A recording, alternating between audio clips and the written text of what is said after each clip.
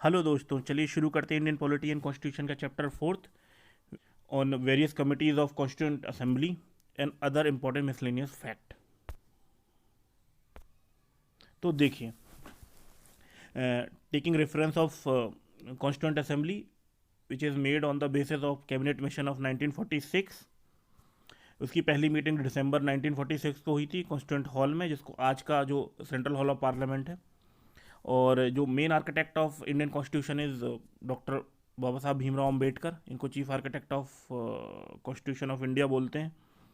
ठीक है। और क्या हुआ था कि कॉन्स्टिट्यूंट असेंबली के द्वारा डिफरेंट डिफरेंट टास्क को डील करने के लिए वेरियस कमिटीज़ बनाई गई थी। उसमें कुछ कमिटीज़ मेजर थी, कुछ कमिटीज़ माइनर थी।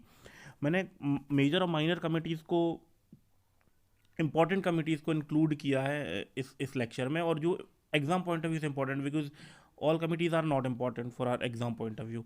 तो सबसे important one is drafting committee. Drafting committee is headed by doctor B R Ambedkar और उसमें 7 मेंबर थे। It consist of 7 member. आप इन मेंबर्स को देख लीजिएगा, याद रखिएगा, ये कमेटी बहुत इंपॉर्टेंट है। ये कमेटी आपको याद रखनी ही रखनी है। Drafting committee is headed by B R Ambedkar, ये जरूर ध्यान रखिएगा, मेंबर्स को याद रखिएगा। ठीक है। सेकंड देखते हैं, अब यहाँ पे मैंने एक टेबुलर फॉर्म में 10-12 कमिटीज़ बताई हुई हैं। उनको हम लोग उनको वन बाई वन देख लेते हैं।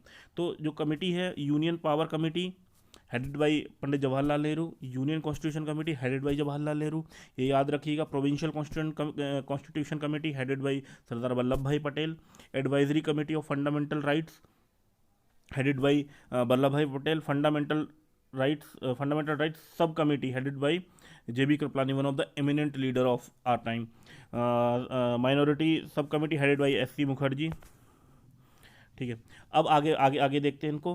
Committees on rules of procedure headed by doctor Rajendra Prasad.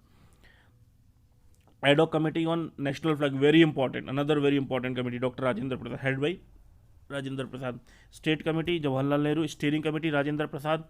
Another important committee, committee on functions and functions of constituent assembly, GB Mavalankar. GB Mavalankar के बारे में मैं आपको फैक्ट बताता हूँ। When we were into the constitution making, constituent assembly जब बनाई गई थी, तो कॉन्स्टिट्यूशन असेंबली क्या करती थी, कुछ दिन के लिए वो कॉन्स्टिट्यूशन मेकिंग करती थी। लेकिन जिस दिन वो कॉन्स्टिट्यूशन मेकिंग नहीं करती थी, उस दिन वो फंक्शन करती थी एज अ लेजिस्लेटिव असेंबली के जैसा।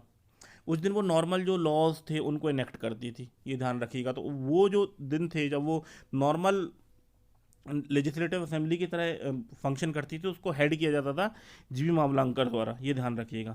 कमिटी, ये जो लास्ट कमिटी है बहुत इंपॉर्टेंट है, committees on minority and tribal excluded areas, ये वल्लभ भाई पटेल के द्वारा हेड करी गई थी।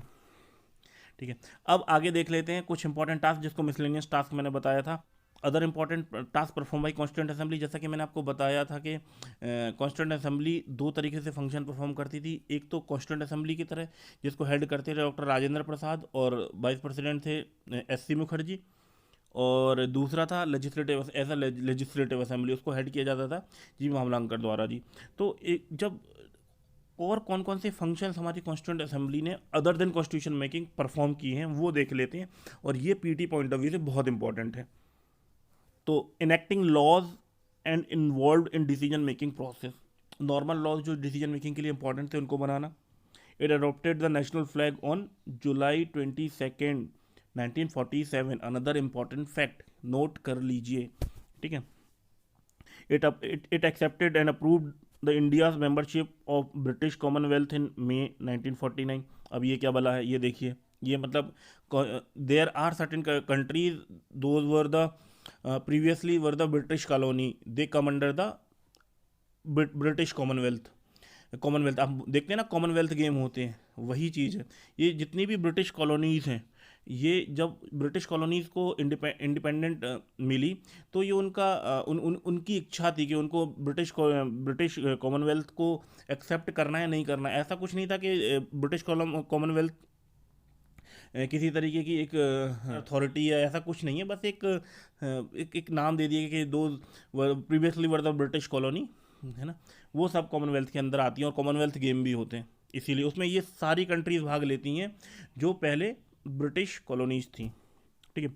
It elected doctor Rajendra Prasad as a first president of India on January 24 1950, ये याद रखिएगा, ये बहुत इंपॉर्टेंट फैक्ट है। It adopted the national flag on January 24, 1950। National flag नहीं, इट अडॉप्टेड नेशनल एंथम, और it adopted the national song, national same date. अब ये तो काफ़ी सारे लोगों को शायद कन्फ्यूजन होगा कि नेशनल सॉन्ग नेशनल एंथम क्या है, तो इसको याद रखिएगा और मुझे कमेंट में बताइएगा कि किस चीज़ को क्या बोलते हैं।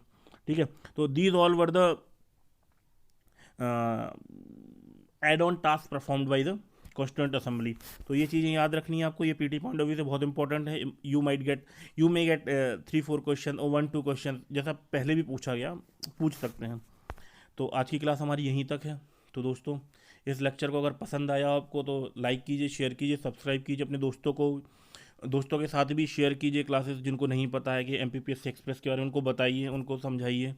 और दूसरी चीज़ ये कि हम लोग एक टेलीग्राम चैनल और व्हाट्सअप ग्रुप में बनाने वाला हूँ, उसमें हम सारे एक साथ मिलेंगे, उसमें डिस्कशन करेंगे, उसमें PDFs भी शेयर करूँगा। और उसमें जिस तरीके की भी आपकी क्वेरीज हों, किसी भी तरीके, किसी भी सब्जेक्ट से रिलेटेड, आप मुझे वहाँ पे बता सकते हैं, मैं सॉल्व करूँगा। और कुछ दिनों बाद हम MP स्पेसिफिक टॉपिक्स भी स्टार्ट करने वाले हैं। पहला मेरा टारगेट ये है कि पहले मैं आपको स्टैटिक पोर्शन को 1 या 2 सब्जेक्ट जो स्टैटिक सब्जेक्ट है उनको कंप्लीट करा देता हूँ, then will jump on MPG के टॉपिक। ओके, तो और करंट अफेयर्स भी मैं स्टार्ट करने वाला हूँ, बहुत जल्दी मैं लेके आने वाला हूँ। तो मैं पहले मंथली निकालूंगा या डेली निकालूंगा, ये आप मुझे बताइए कि डेली करंट अफेयर्स चाहिए या मंथली करंट अफेयर्स चाहिए, ये भी आप मुझे बताइएगा।